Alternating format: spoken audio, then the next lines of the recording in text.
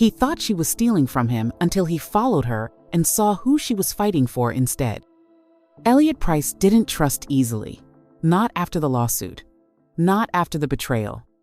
And definitely not after watching his entire empire get dragged through the media by the one person who once shared his bed and his boardroom.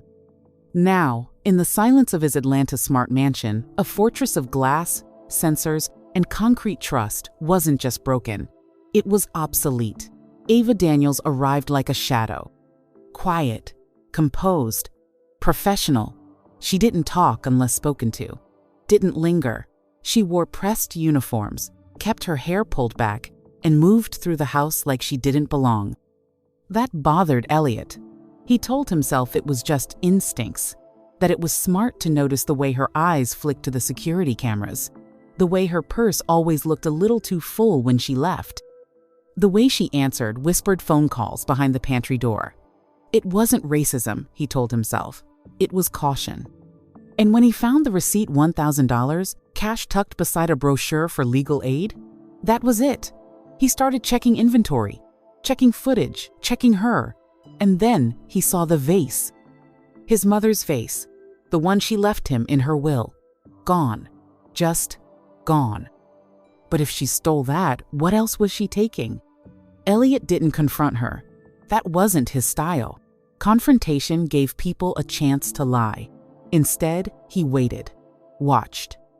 And when Ava finished her shift the next evening, calm as ever, locking the front door like she hadn't touched a thing, he followed her. Stayed 2 cars back. No music, no calls, just silence and suspicion. She didn't head downtown, didn't go to a mall. She drove through the city, past gated neighborhoods, past the Beltline, past the last place Elliot could imagine someone like her going for something good. She parked outside a worn-down brick building with a rusted sign, Westview Community Youth Center. Elliot almost laughed. What kind of maid ran scams out of a youth center? But then she stepped out of the car, not in her uniform, but in a tailored blazer and heels. And in her hands, not a purse, but a folder. Thick, legal. She wasn't meeting anyone. She was walking in alone. That made no sense. None. So he got out too, stayed in the shadows, watched through the slats of a boarded-up window. And what he saw inside shattered everything he thought he knew about her. Inside the room, folding chairs faced a podium. A dozen people sat scattered across them, tired faces, rough hands, worn clothes. At the front, Ava stood tall, composed, not cleaning, not hiding, leading. Beside her sat a teenage boy, maybe 15, maybe 16, in an orange jumpsuit, handcuffed, white, scared. Ava placed a hand gently on his shoulder, then turned to the crowd and began to speak. Elliot couldn't hear every word, not from where he stood, but he caught enough. Not a criminal. Failed by the system. First offense. Deserves a future. This wasn't a scam. This wasn't some secret side hustle. Ava was representing the kid, speaking for him, fighting for him. It hit Elliot like a slap, the legal brochure, the cash withdrawal, the late calls. It was never about him. It was never about theft. She was a guardian ad litem, a volunteer advocate. While he was spying on her, she was standing up for a kid no one else would touch. And the vase? God, had he even checked the guest room? Elliot drove home in silence, the weight of what he'd seen pressing into his chest like a vice. He didn't go straight to bed. Instead, he walked to the guest suite, the one Ava had, deep cleaned the day before. And there, on the windowsill, wrapped in microfiber cloth, sat the vase, untouched, safe.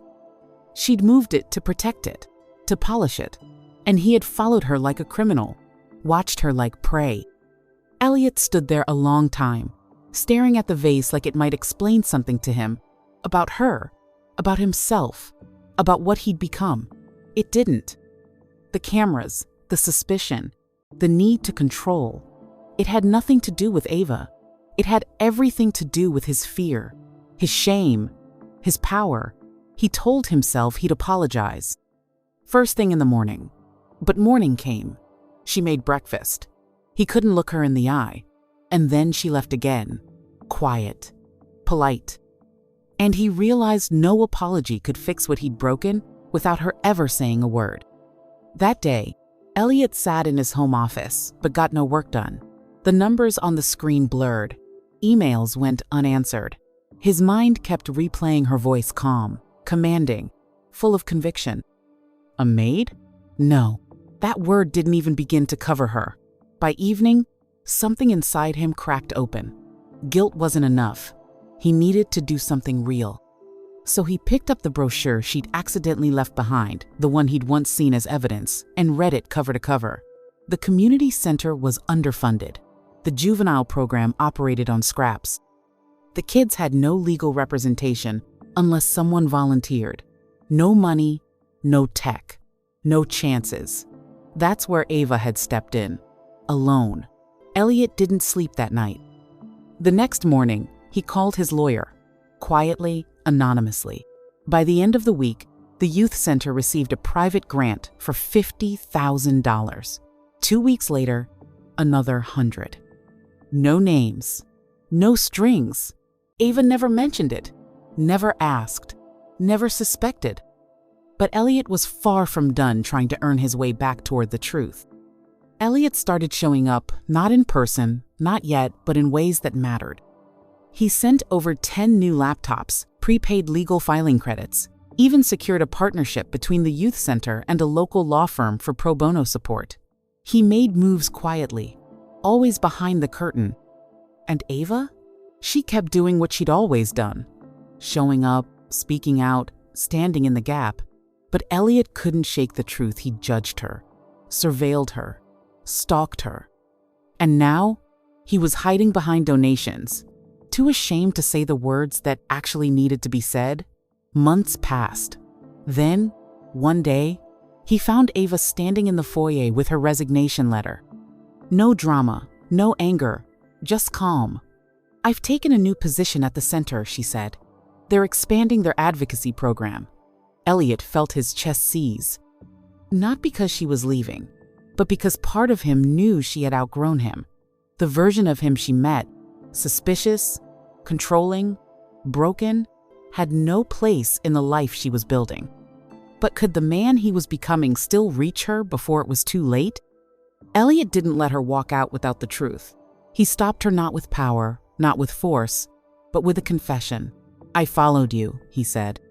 "That night, I thought you were stealing from me."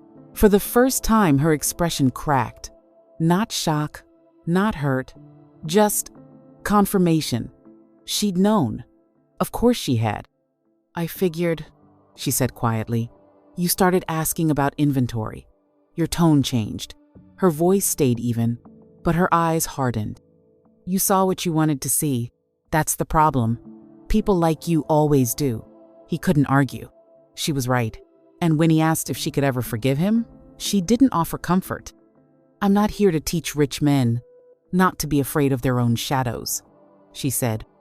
"But if you want to learn, start by listening." Then she walked out, not angry, not broken, just done pretending she owed him anything. Elliot stood in the foyer, gut punched. But for the first time in years, he didn't retreat. He followed not to control her, but to finally hear her. Their next conversation didn't happen in his mansion. It happened at the youth center, on folding chairs, surrounded by chipped paint and the smell of old books. Elliot had asked if he could volunteer not as a donor, not as a savior, just as a man trying to earn back trust. Ava didn't make it easy. She handed him a mop, didn't introduce him to anyone. For weeks, she barely looked his way, but he showed up. Every Tuesday and Thursday, scrubbing floors, organizing files, helping kids reset passwords on donated laptops. No cameras, no board meetings, just work. And slowly, something shifted. She started asking his opinion on tech upgrades, then about fundraising, then about policy. Not because he was rich, but because he'd shown up long enough for her to believe maybe, just maybe, he could be taught. The kids started calling him Mr. E. One of them, a quiet girl who reminded Elliot of his younger sister, asked if he'd ever been afraid of people like her. He didn't lie. He said yes and explained why he was trying to unlearn it. 6 months later, the youth center unveiled something it had never dared dream of: a brand new mentorship and tech literacy wing, state-of-the-art equipment, study pods, legal resource rooms. And at the heart of it, Ava. She stood at the podium during the opening, not as a maid, not as a volunteer, but as the new director of youth advocacy. Elliot sat in the front row, no longer trying to hide who he was. When he was introduced, it wasn't as a benefactor. It was as Ava's partner, in more ways than one. Not romantic, not yet, but something more radical. An ally, a man who'd been wrong, who had caused harm, and who chose to stay long enough to change. As Ava spoke, the room fell silent. "Don't let anyone reduce you to your job, your past, or your zip code," she said. "You're worth more than they can imagine." And for the first time in his life, Elliot didn't feel like the richest person in the room. He felt like someone finally learning what it meant to matter.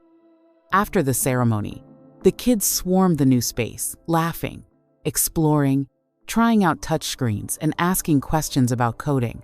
Ava watched them with quiet pride. Elliot stood beside her, hands in his pockets, unsure of what to say. Finally, he asked, "Do you think they'll ever know how much you've done for them?" She smiled, but didn't look at him. "That's not the point," she said. "The point is making sure they don't have to fight the way I did." Then she turned to him. "And the point for you is making sure you don't forget why you were wrong in the first place. It wasn't a scolding. It was a compass. A reminder that redemption wasn't a moment, it was a lifetime of choices." Elliot nodded. He wasn't done learning, not by a long shot. But for the first time, he wasn't afraid of being seen. Not by her, not by them, not even by himself. Some people are born with power. Others have to fight for it. The lucky ones, they learn how to share it. If that ending hit you deep, share this story, because too many people still get followed instead of believed.